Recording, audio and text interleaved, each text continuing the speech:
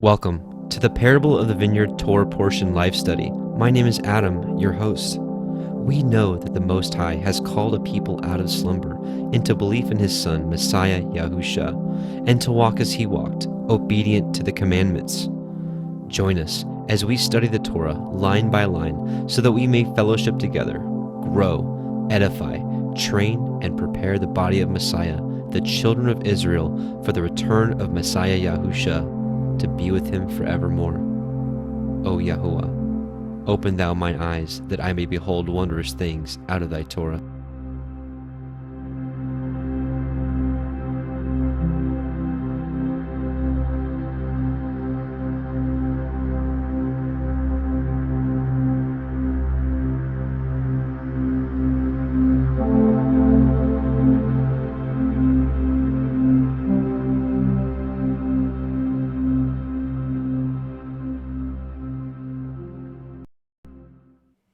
And Shabbat Shalom, and welcome back, brothers and sisters. Welcome to the Parable of the Vineyard YouTube Torah portion live study. My name is Adam, your host, and I welcome you. And we're on week 18 already. Week 18 is Mishpatim, or aka laws, and it constitutes Exodus 21:1 through 24:18. And yeah, the excitement continues from last week. Last week was honestly probably one of the more important Torah portions that we've gone through in a long time. They're all important. I mean, the whole Torah is important. I can't really say that, but you know, we've come to a place where we're waking up. We're realizing that our belief in Messiah is paired with our walking out of the Torah as best as we can. Especially, you know, considering we're in dispersion and knowing that we can't keep all the Torah. I mean, even Messiah Yahusha couldn't keep all the Torah. And someone might say, "What?" Well, what I mean by that is, and some of you already know this, but some of the Torah is just for farmers, some of it is just for Levite priests, some of it is just for women, some of it's just for men, some of it's just for kings, some of it's just for wartime.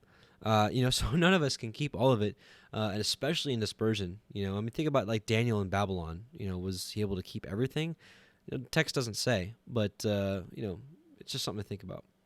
But last week we talked about what I'm getting at is there's a body of people that are waking up saying, "Hey, let's look at the Torah. Let's keep what we can." People say, "Oh, you're being picky and choosy," but certainly because we can't keep them all doesn't mean we should just throw the whole thing away. So, anyways, last week, if you haven't seen last week, week 17, Yitro, which was the giving of the commandments, really important Torah portion. I would go back and watch that one for sure. But here we are continuing that and.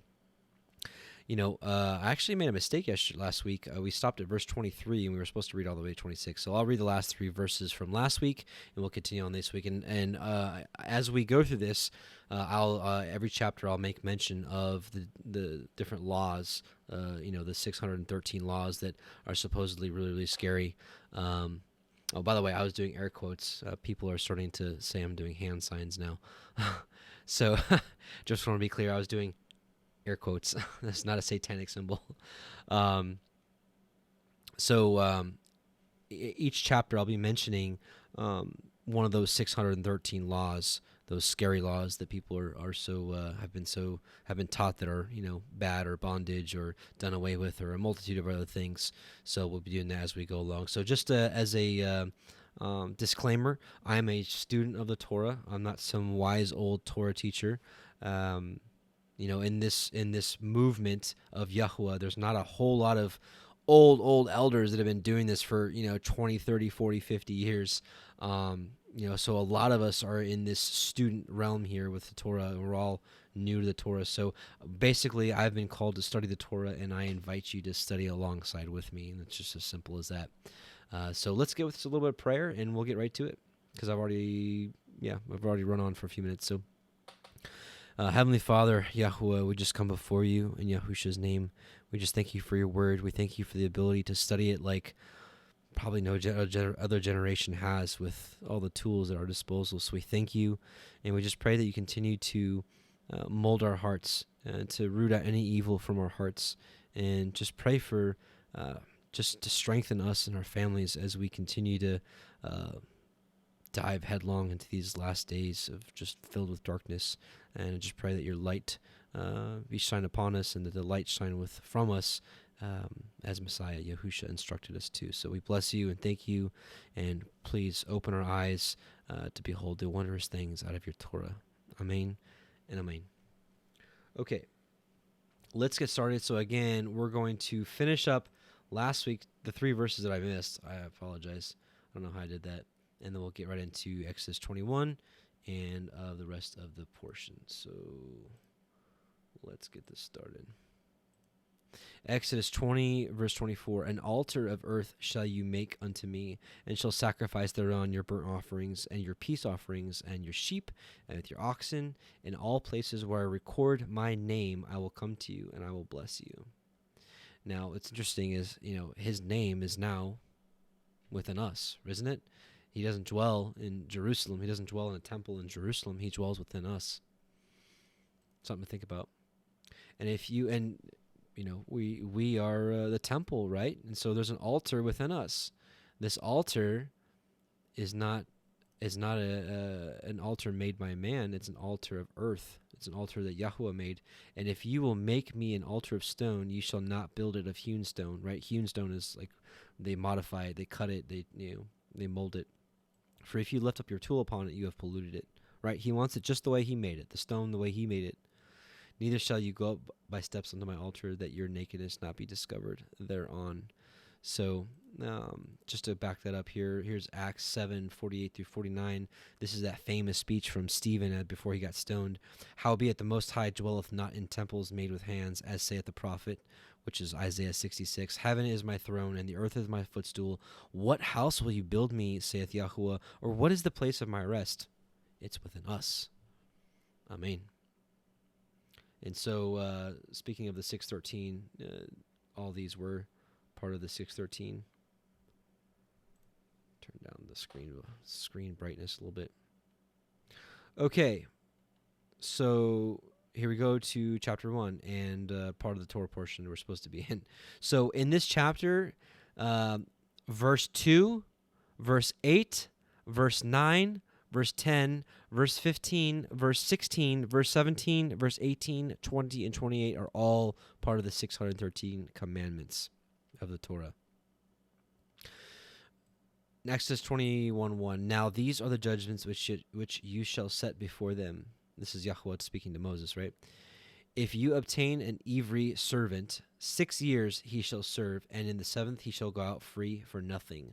So remember how Jacob served 7 years for Leah, right? And he was supposed to get his reward and get out of there a 7th year. Well, it didn't happen, because he served for Rachel and got Leah instead, and then he's like, I'll do another 7 for Rachel. She's worth it.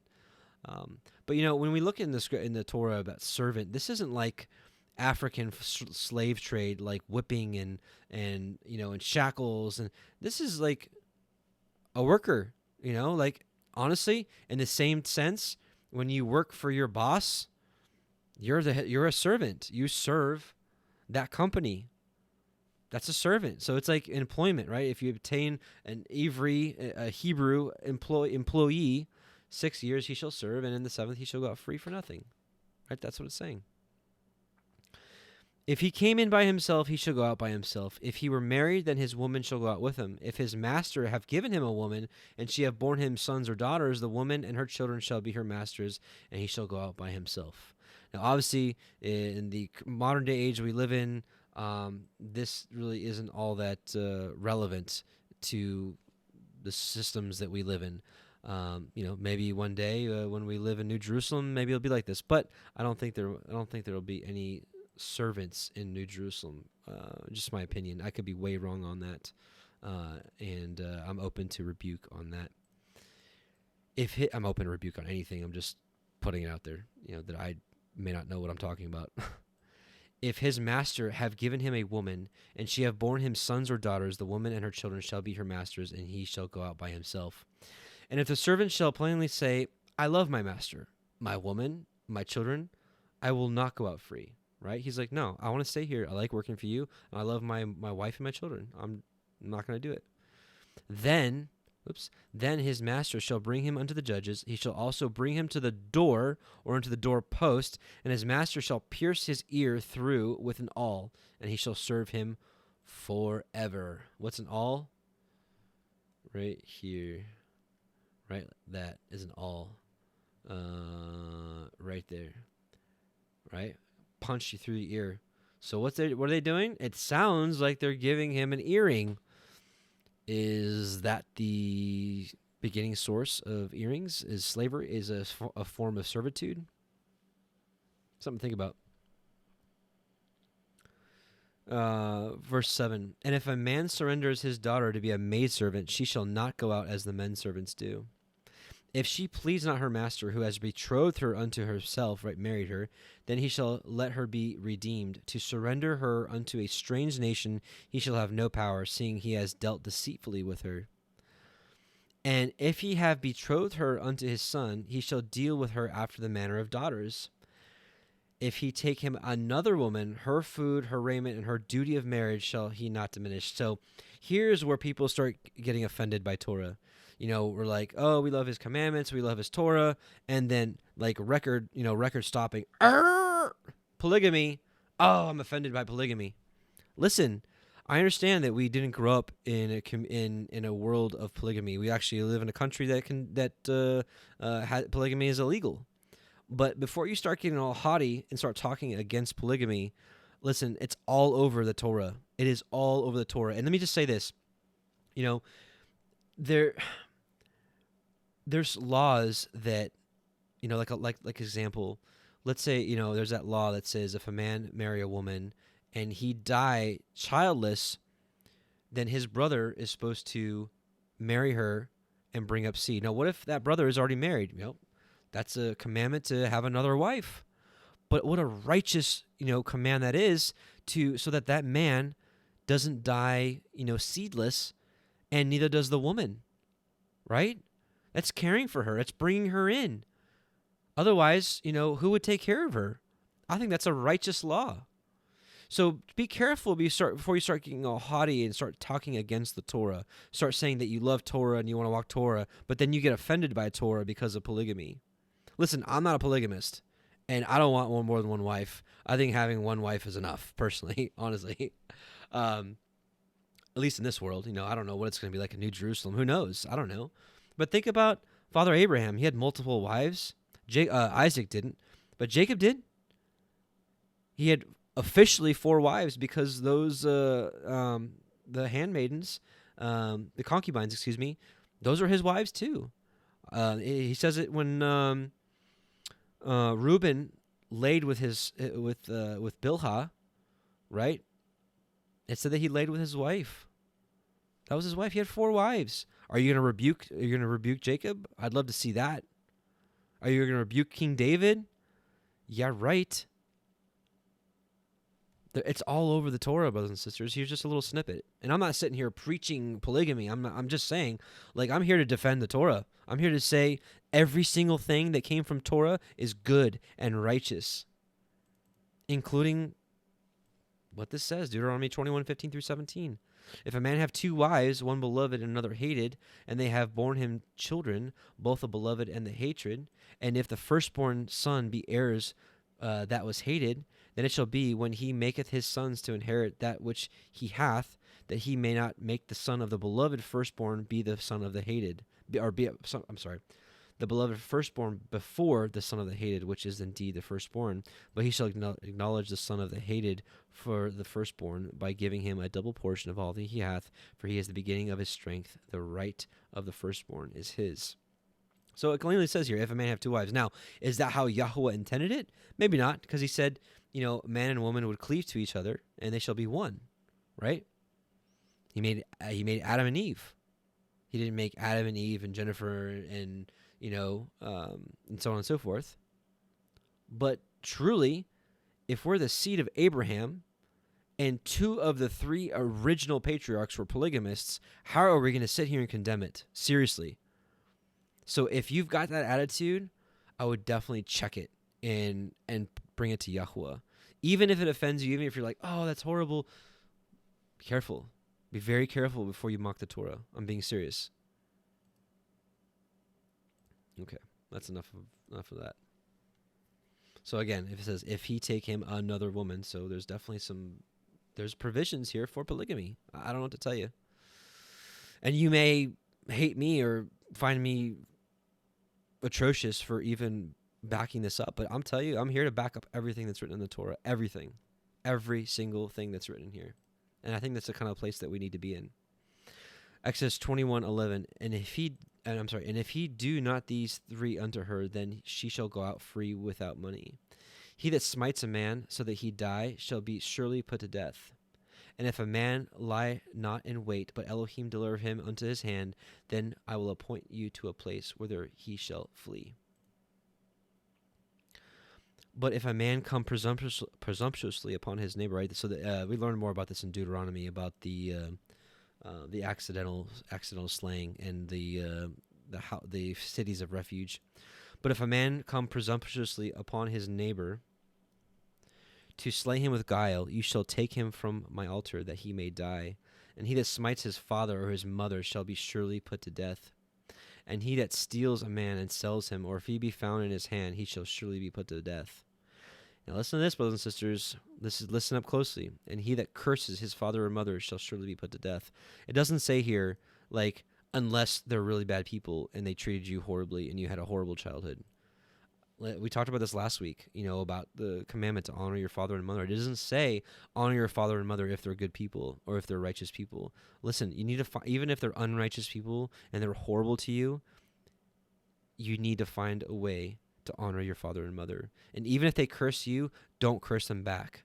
And he that curses his father or his mother shall surely be put to death. The scriptures say what they say, brothers and sisters. Tread carefully.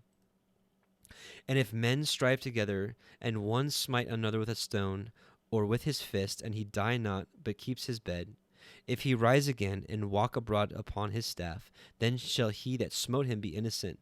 Only he shall pay for the loss of his time, and he shall cause him to be thoroughly healed. So this is how modern day courts work today, with making things right. You put somebody in the hospital, you need to pay for it. Just like, like car accidents, your insurance is going to take care of their car. You're going to make it right. And if a man smite his servant or his maid with a rod, and he die under his hand, he shall surely be punished. Notwithstanding, if he continue a day or two, he shall not be punished, for he is his money. If men strive and hurt a woman with child, so that her fruit depart from her, and yet no mischief follow, he shall surely be punished, according as the woman's man will lay upon him, and he shall pay as the judges determine. And if any mischief follow, so if there was guile here, then you shall give life for life, eye for eye, tooth for tooth, hand for hand, foot for foot, burning for burning, wound for wound, stripe for stripe. And if a man smite the eye of his servant or his eye of his maid that it perish, he shall let him go free for his eye's sake. Actually, let's back up, because Messiah, even though the Torah fully gives us right here, eye for eye, tooth for tooth, hand for hand, we know a couple things. We know first off that Messiah Yahusha was prophesied to do what? This is all about Messiah Yahusha in Isaiah 42. Yahweh is well pleased for his righteousness' sake. He will magnify the law, magnify the Torah, and make it honorable, right? So he's going to broaden it. He's going to magnify it, is what it says, and make it honorable. So teach even further. So let's talk about this. Matthew 5:38-40. You have heard that it has been said, an eye for an eye, and tooth for a tooth. But I say unto you, that you resist not evil. Well, whosoever shall smite thee on thy right cheek, turn to him also the other. And if any man will sue thee at the law and take away thy coat, let him have thy cloak also. We should have this kind of attitude, brothers and sisters. This is a blessing. And if he smite out his manservant's tooth or his maidservant's tooth, he shall let him go free for his tooth's sake. If an ox gore a man or a woman that they die, then the ox shall be surely stoned, and his flesh shall not be eaten, but the owner of the ox shall be innocent. But if the ox were wont to push with his horn in time past, so if he's done this before, so if this ox has done this kind of wicked stuff before, and it has been testified to his owner, and he has kept him, and he has not kept him in, but that he killed a man or a woman, the ox shall be stoned, and his owner shall also be put to death. So basically, it's negligence. It's like your ox got out before and did some harm to somebody, and if it wasn't handled and it was told him and he did it again, now the owner's going to die too. That's negligence.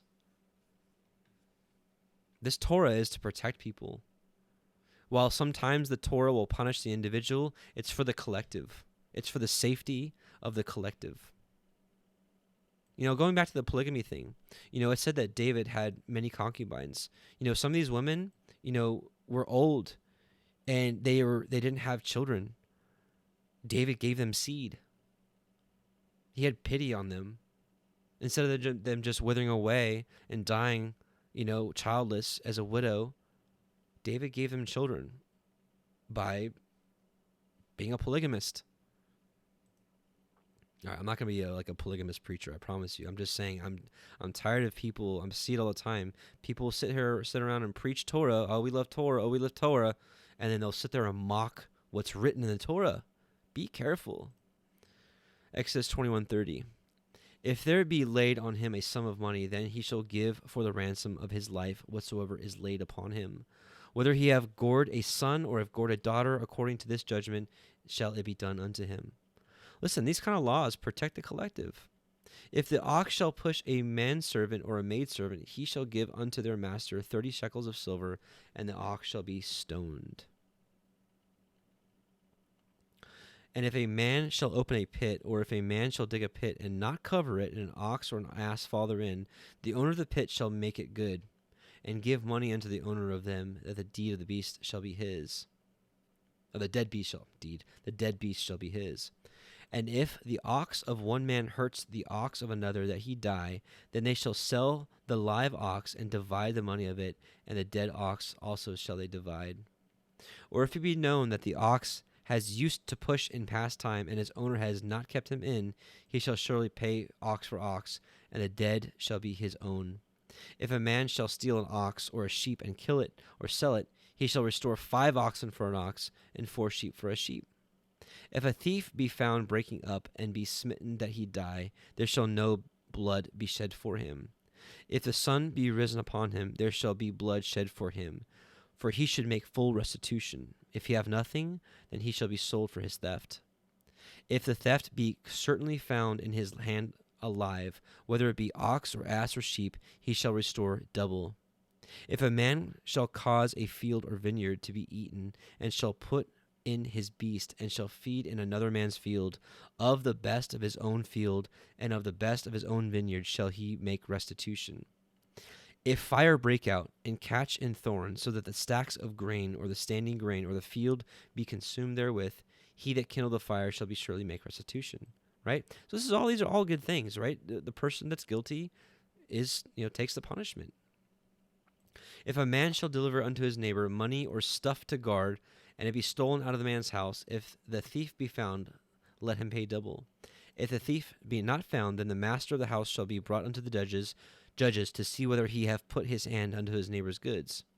For all manner of transgression, whether it be for ox, for ass, for sheep, for raiment, or for any manner of lost thing which another challenges to be his, the cause of both parties shall come before the judges, and whom the judges shall condemn, he shall pay the double unto his neighbor. I don't know if you guys remember back in the book of Kings, when those 2 women that lived together both had children at the same time. One of them, the baby died, and so they came before Solomon, right? And he judged between them. This is how matters were handled. We saw that actually in last Torah portion as well, where Moses judged all the matters, and then Jethro was like, no. You need to parcel some of this out. You need to have some structure, some order, some leadership that to handle some of this for you. Exodus 22:10. If a man deliver unto his neighbor an ass or an ox or a sheep or any beast to guard, and it die or be hurt or driven away, no man seeing it, then shall an oath of YHWH be between them both, that he has not put his hand unto his neighbor's goods, and the owner of it shall accept thereof, and he shall not make it good. And if it be stolen from him, he shall make restitution unto the owner thereof. If it be torn in pieces, then let him bring it for a witness, and he shall not make good that which was torn. If a man borrow aught of his neighbor, and it shall be hurt or die, the owner thereof being not with it, he shall surely make it good. So, this really applies to our time. If you borrow something of your friends or your family or neighbor, neighbor is really anybody. If you borrow something of theirs and it's in your possession and it breaks, you pay for it, right? Like, this actually convicted me because I had borrowed a tiller actually a couple years ago, actually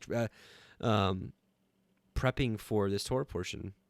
I'm not saying I want to tell you the story not to boast, but to give you an example, so that maybe if there's something in your life where this brings back something you're like, oh man, So like a year and a half ago, I borrowed a tiller from a neighbor, and the tiller broke. It was old. It was really old, and literally like as soon as I turned on, it broke. Right.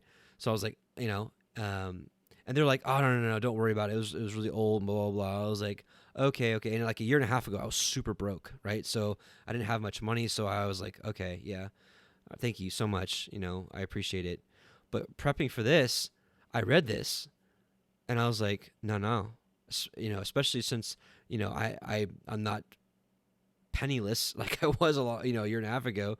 I'm like, I gotta make this right, even though it's a year and a half later. I gotta make it right, and they were shocked, and I shared this verse with them, and so that was, I think, a good witness to the Torah. And so again, I'm not telling you this to boast, like, oh, look how good Adam is. No, that's not the point here. I want to give you an example that maybe something in your past, you've borrowed something from somebody and it broke in your possession, and they're like, oh, don't worry about it, and you're probably like, oh, okay, thanks. Make it right. If you've got the money to do it, make it right.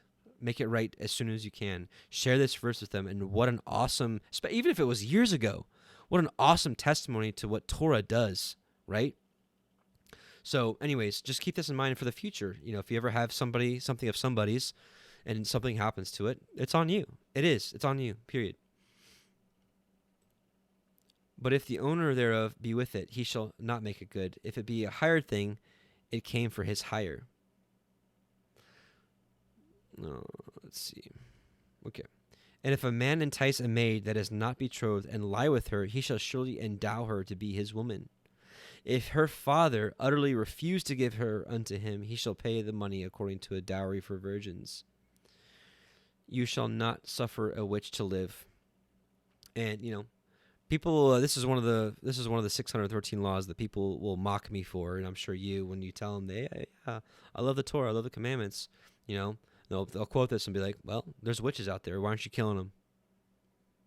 Well, Torah markers.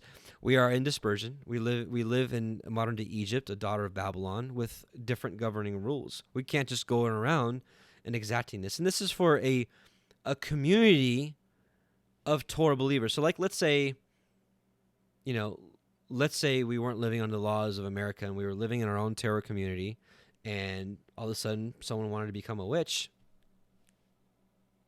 That's what the Torah says. It says what it says. But we're not living in that kind of environment, right? We can't do these kind of things. We just don't. We don't live in a Torah-based community. Whosoever lies with a beast shall utterly... This is so gross, I couldn't even read it. Whosoever lies with a beast shall surely be put to death. This is, lies with it. This is like having... relations with an animal, shall be put to death. He that sacrifices unto any Elohim, right? This is lowercase g, gods, save unto Yahweh only, shall be utterly destroyed. You shall neither vex a stranger nor oppress him, for ye were strangers in the land of Mitzrayim. Ye shall not afflict any widow or fatherless child.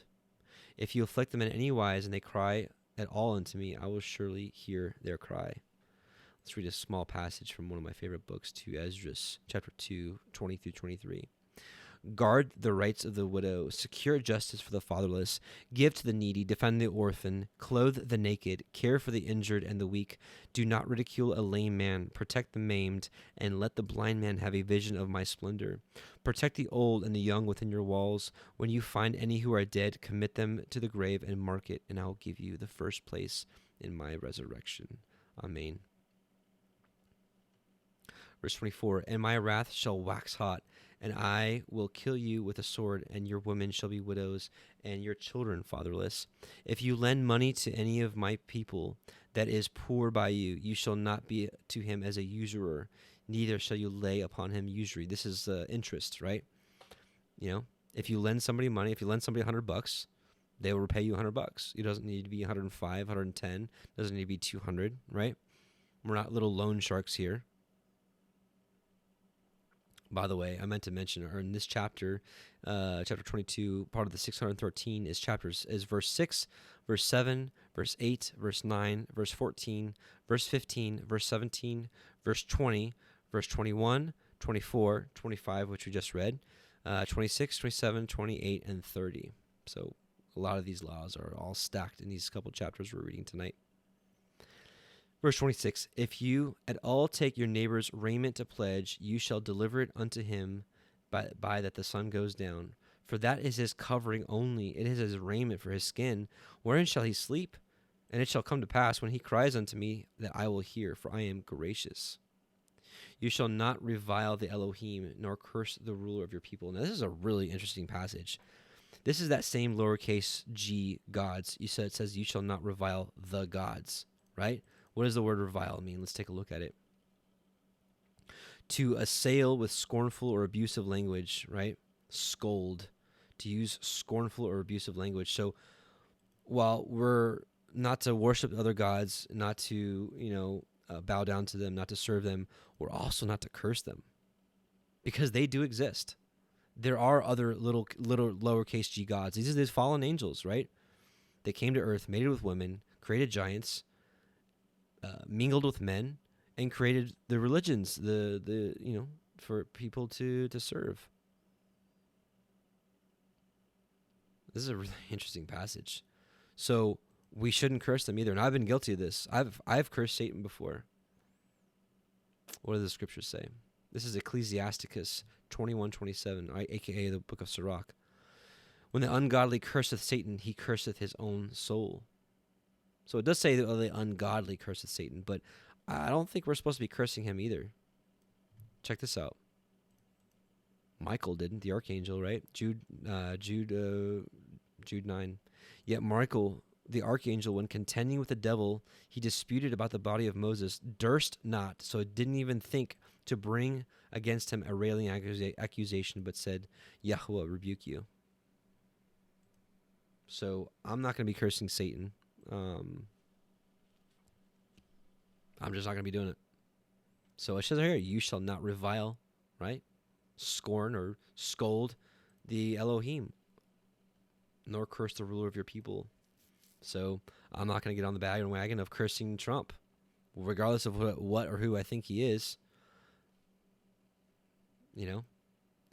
Now, people can interpret this and be like, oh, he's not our ruler. We do live in this country. Do you think Daniel cursed Nebuchadnezzar? Before him, he told him the truth, and he rebuked him, but he didn't curse him. Something to think about. You shall not delay to offer the first of your ripe fruits and of your liquors. Interesting. The firstborn of your sons shall you give unto me. Likewise shall you do with your oxen and with your sheep. 7 days it shall be with his dam. On the 8th day you shall give it me. And ye shall be Kodesh men unto me. Neither shall ye eat any flesh that is torn of beasts in the field. Ye shall cast it to the dogs. All right. Exodus 23. So in 23, the laws are in verse 1, 2, 3, 5, 6, 7, 8, 11, 12, 13, 14, 18, 19, 32, and 33.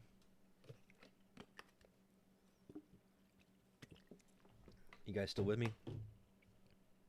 How's that chat going?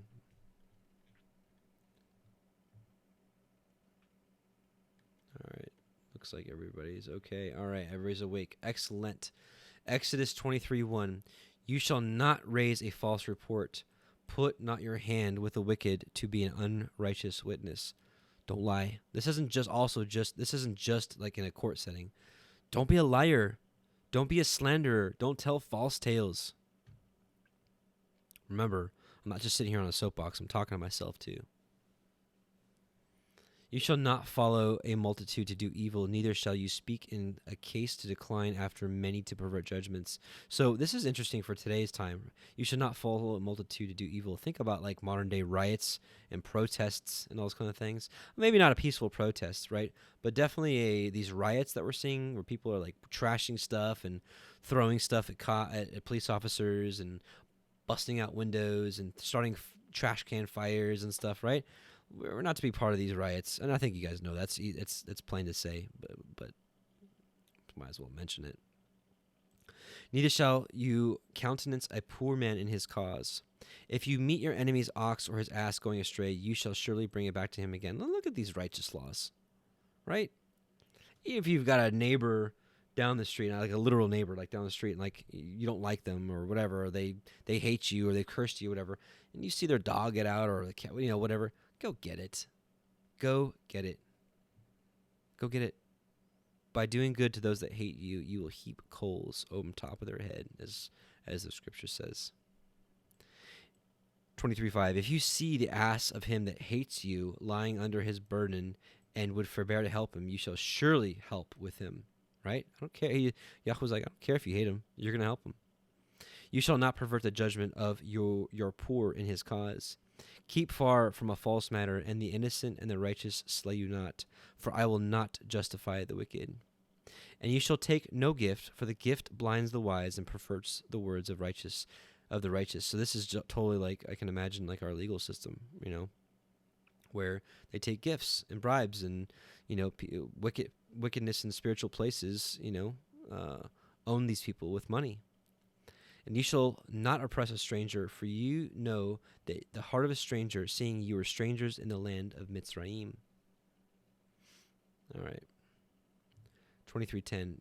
In 6 years you shall sow your land and shall gather in the fruits thereof, but the 7th year you shall let it rest and lie still. So those of you that have gardens and maybe even farms, have you tried doing this? Have you tried growing crop for 6 years and letting the 7th year rest?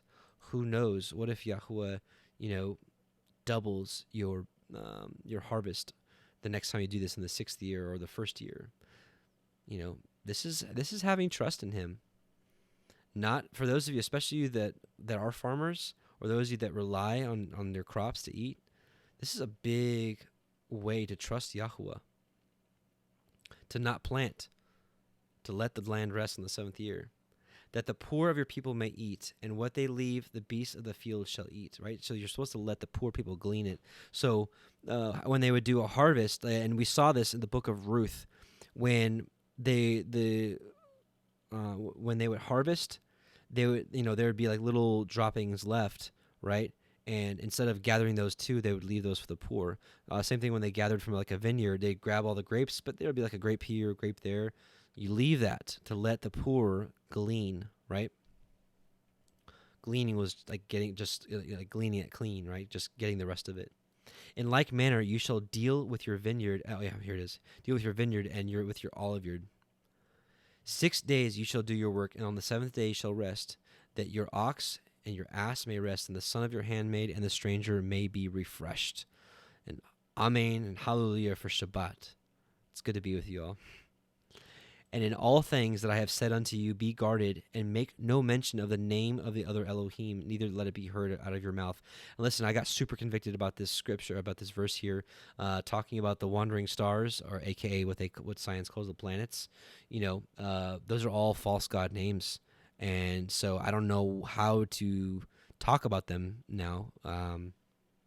It's tough, but I'm really trying my hardest, and we should all try not to make mentions of the other Elohim. Like, for example, I'm going to spell one, like the planet Jupiter, right? We shouldn't be saying that because that's a false god's name. Neither let it be heard out of your mouth.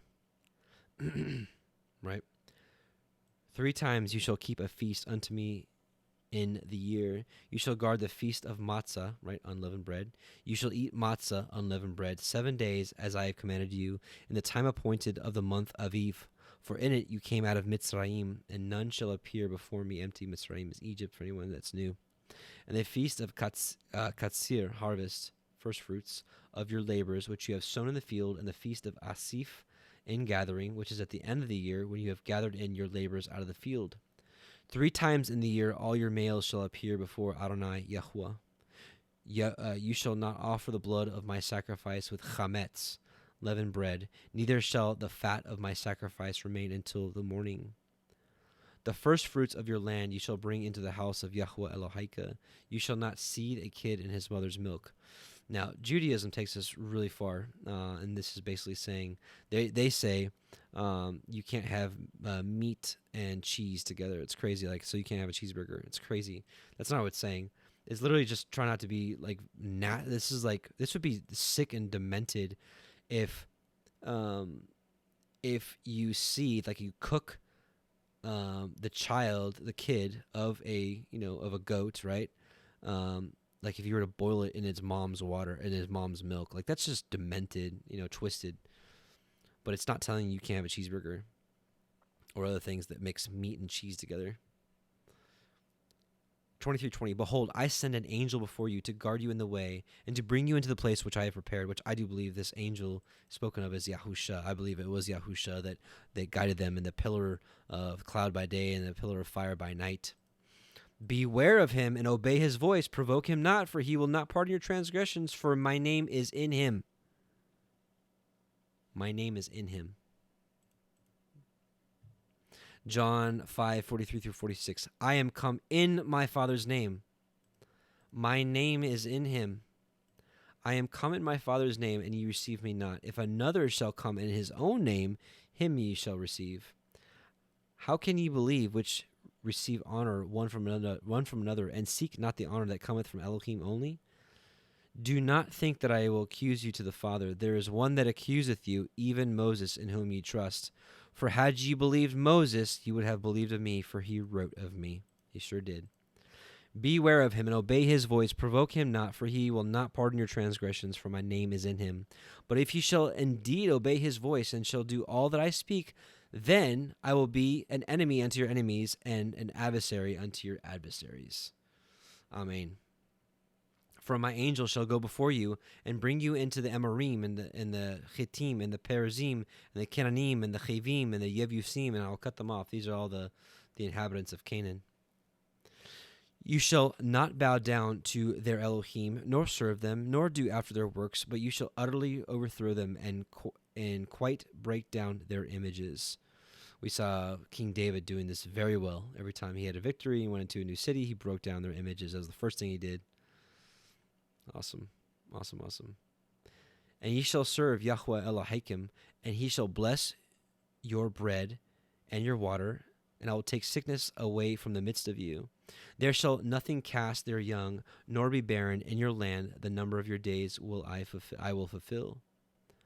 And I will send my fear before you, and I will destroy all the people to whom you shall come, and I will make all your enemies turn their backs unto you. And I will send hornets before you, which shall drive out the Chivi, the Canaanite, the Hittite from before you. I will not drive them out from before you in 1 year, lest the land become desolate, and the beasts of the field multiply against you. By little and little I will drive them out from before you, until you be increased and inherit the land. And I will set your bounds from the Red Sea even unto the sea of the Palestine, the Philistines, and from the desert unto the river. For I will deliver the inhabitants of the land into your hand, and you shall drive them out before you. You shall cut no covenant with them, nor with their Elohim, their gods. They shall not dwell in your land, lest they make you sin against me. For if you serve their Elohim, it would surely be a snare unto you. Amen. All right, we got one more chapter.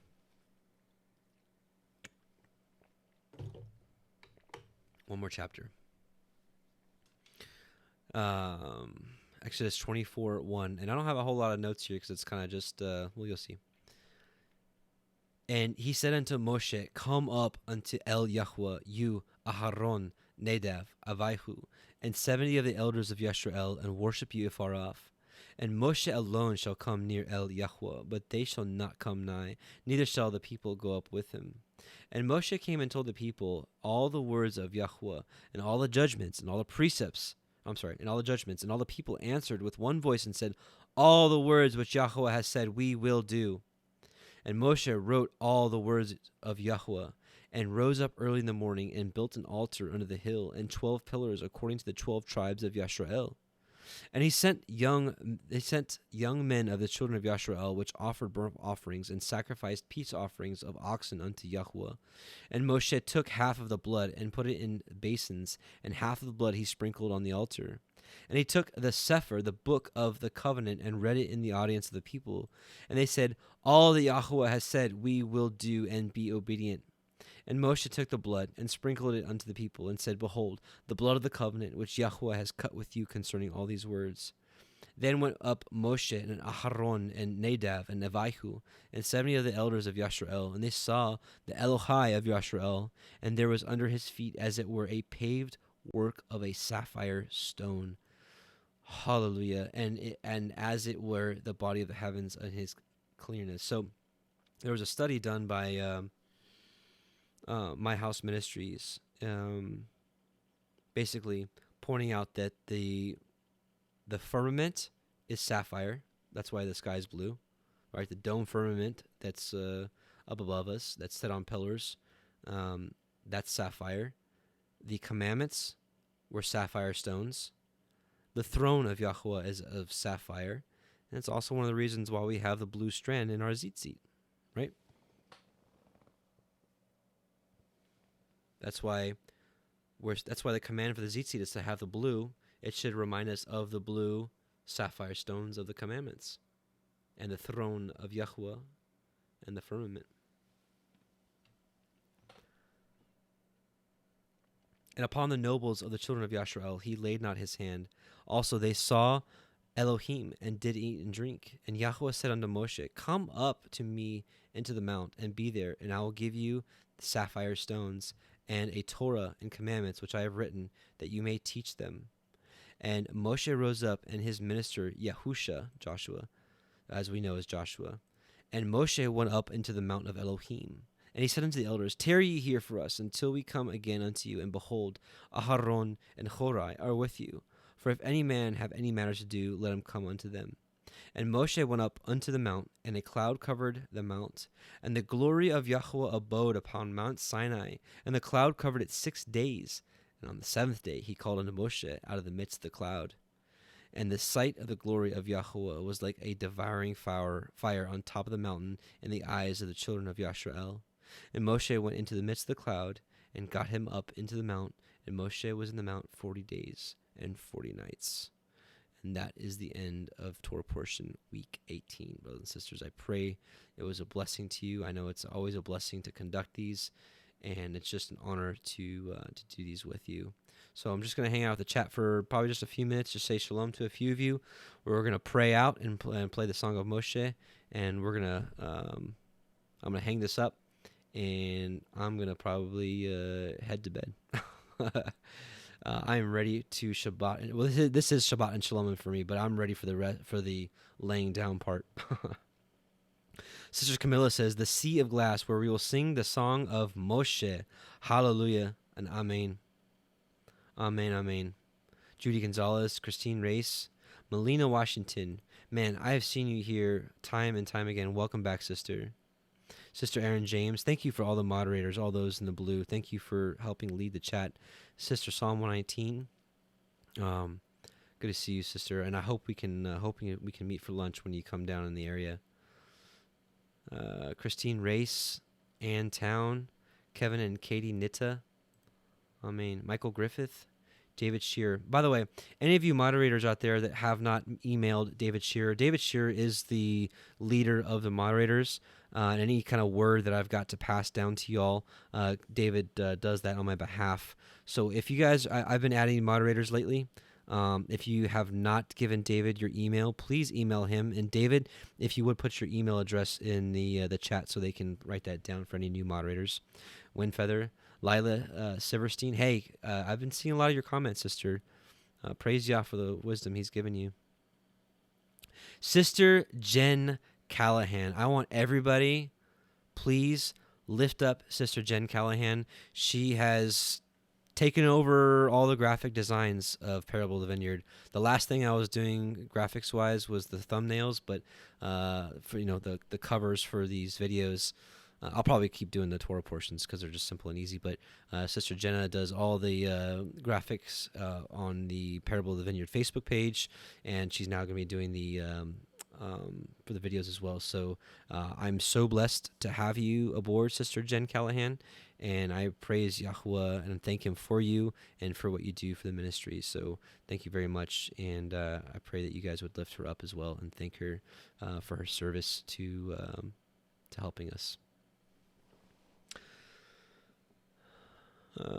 Pamela Santos, was it Zoseli? Hope I'm messing up. Josh Patzek, Original General, Luis Olivo, good to see you. Pablo Von Gomez, Cynthia Reborn Tankwa, welcome back. See you quite often. Alaska's here. Shannon Lowe 2000, Mary Holly, Norma Price. Hey, praise to Yahuwah. Joe Mova, welcome back, brother. Welcome back. Signe Tulupan. I love saying your name. I hope I'm saying it right too. Is it Signe or is it Sin? Is that all silent? I don't know. But I love Tulupan. It sounds like a Filipino name. Is it? I'm not sure. Eddie Segura says Eddie Segura. I like it. Lance Ritter, Psalm 4:8. I lie down in peace altogether and sleep. For you alone, O Yahuwah, make me dwell in safety. Hey, Michael Griffith. Amen. Major Ola, there asks, does anyone have a full list of all commands? It's really easy, honestly. Just Google the 613 laws of the Torah, and there's like tons of websites. One interesting one is here. It's called the 613.info. I'm gonna screen share it for you. It's called the site is www.the613.info, and it breaks it down into loving others and loving Elohim, and then it tells you how to do so, which is exactly what I believe the commandments are. So Messiah Yahusha quoted the Torah by quoting that loving Elohim with all of our heart, soul, and mind is the first important commandment. The second one is like unto it, we love our neighbor as ourselves. And so here you get to drill down into see what that looks like. So let's look at loving God. And now you can drill down and look at different versions of it. Let me actually zoom in a little bit here. So you can look at, food. And this is how we love, So these are all the different commandments. It's like commandment number 180. Do not eat non-kosher animals. Law 178. Examine the signs of fish to distinguish between those which are kosher and non-kosher, which, let's look into it, right? And so it just drills down into different parts of that commandment.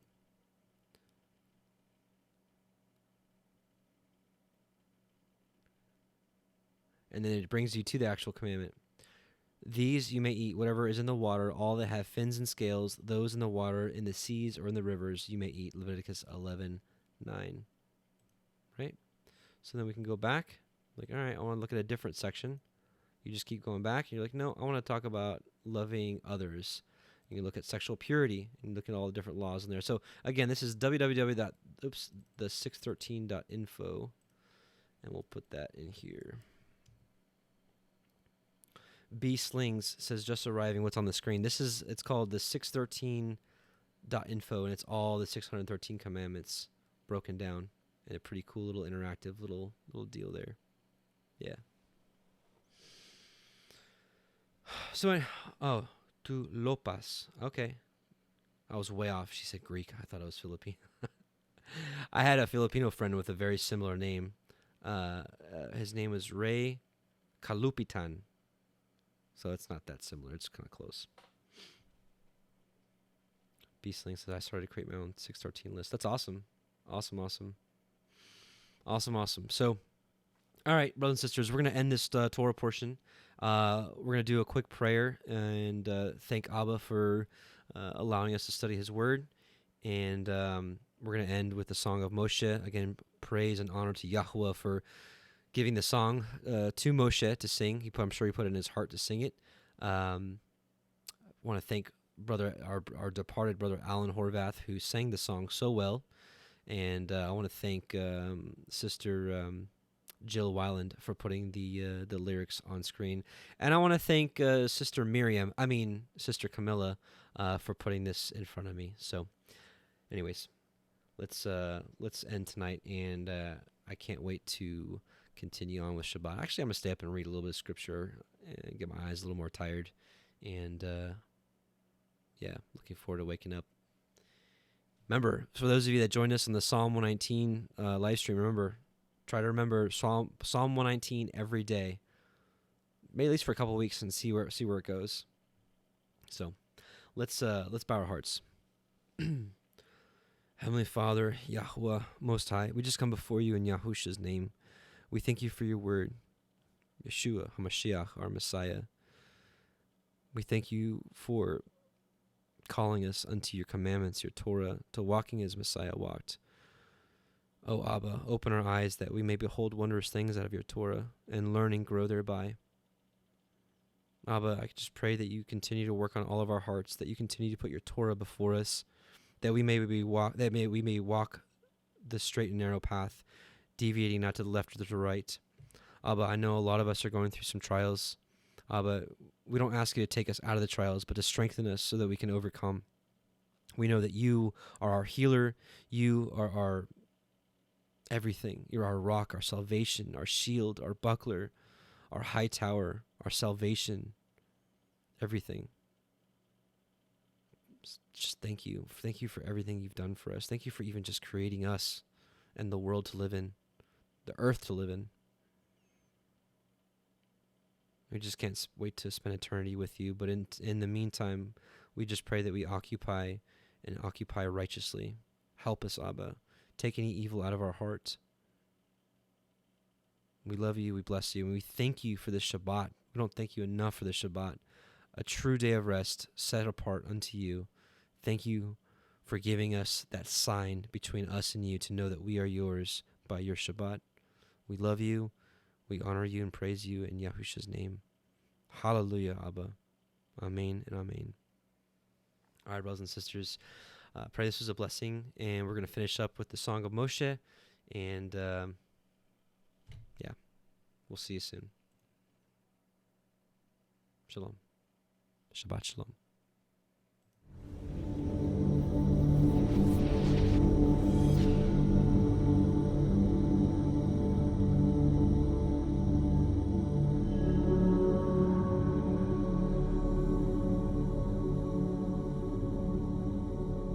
I sing to Yahweh, for he is highly exalted.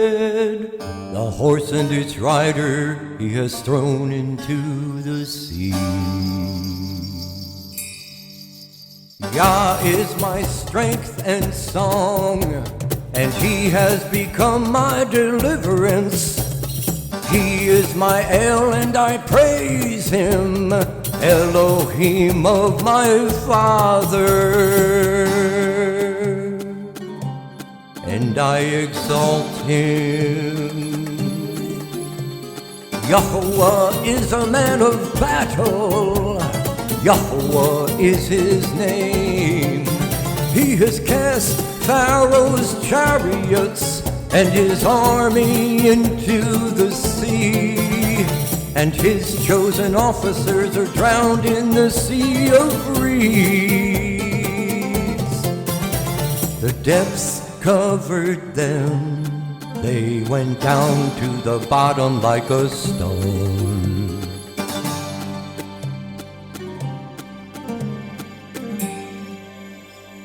Your right hand, O Yahuwah, has become great in power. Your right hand, O Yahuwah, has crushed the enemy. And in the greatness of your excellence, you pulled down those who rose up against you. You sent forth your wrath, it consumes them like stubble. And with the wind of your nostrils, the waters were heaped up. The floods stood like a wall, the depths became stiff in the heart of the sea. The enemy said, I pursue, I overtake, I divide the spoil, my being is satisfied on them. I draw out my sword, my hand destroys them. You blew with your wind, the sea covered them, they sank like lead in the mighty waters. Who is like you, O Yahuwah, among the mighty ones? Who is like you, great in Kodeshah, awesome in praises, working wonders? You stretched out your right hand, the earth swallowed them. In your kindness you led the people whom you have redeemed. In your strength you guided them to your Kodesh dwelling. Peoples heard, they trembled, anguish gripped the inhabitants of Pelasheth. Then the chiefs of Edom were troubled, the mighty men of Moab. Trembling grips them, all the inhabitants of Canaan melted. Fear and dread fell on them by the greatness of your arm. They are as silent as a stone. Until your people pass over, O Yahuwah. Until the people whom you have bought pass over. You bring them in and plant them in the mountain of your inheritance, in the place, O Yahuwah, which you have made for your own dwelling, the Mikdash, O Yahuwah, which your hands have prepared. Yahweh reigns forever and ever.